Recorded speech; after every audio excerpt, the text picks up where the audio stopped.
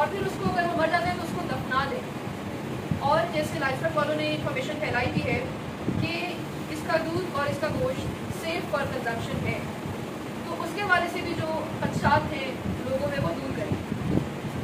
और बात ये है कि पीक सीजन चल रहा है डेंगू का, जितना हम इसको कंटेन कर सकें इस टाइम पे हमें कंटेनमेंट करनी है कि मिनिमम केसेस हमारे आएँ और हॉस्पिटल्स पे ओवरलोड ना हो। तो इस हवाले से आई होप कि आप लोग डेली बेसिस पे, वीकली बेसिस पे जितने भी आपकी इंटरेक्शन होती है गाँव के लेवल पे, दूर दराज के इलाकों में, वो इन्फॉर्मेशन आप इसे दें। बिल्ली को भी नहीं होनी है, कुत्ते को नहीं होनी है, कैटल की बीमारी में, ठीक है, काउस की, कैटल में भी सिर्फ काउस की, बकरियों को भी नहीं होती है। तो कैटल में भी सिर्फ काउस की बीमारी है, इंसानों को तो लगती ही नहीं है, खाने से भी नहीं लग सकती है।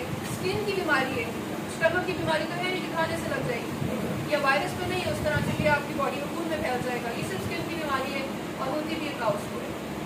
तो बाकी हेल्थी ढंग से, या फिर वो जो मक्खी वगैरह यहाँ से फ्लाई करके दूसरे जानवर पर चली जाए उससे कि मीट अडॉप्ट कर सकते हैं। जैसे आप मॉस्टर लगा लें या आप मच्छरदानी लगा लें, खुद को बचाने के जितने तरीके हो सकते हैं वो करें।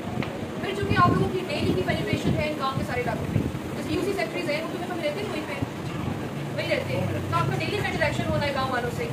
ज़्यादा जो हमारे मसाइल हैं वो होते हैं अवेयरनेस के, और ताकि लोग उसको सीरियस लें।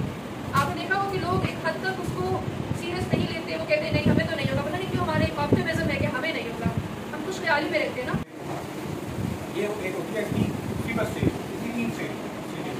फीवर स्टेज होती है, कल एक बुखार आता है, फिर बहुत तेज बुखार आता है, और उसके बाद बहुत सारे मोस्टली जो केसेज होते हैं उसमें ये होता है कि बंदा खुद बहुत ठीक हो जाता है, ऐसा उसे मसला नहीं होता, उसे कुछ ज़्यादा कोई बहुत ज़्यादा स्पेसिफिक ट्रीटमेंट की ज़रूरत नहीं पड़ती है, वो खुद बहुत ठीक हो जाता है। लेकिन कुछ केसेज में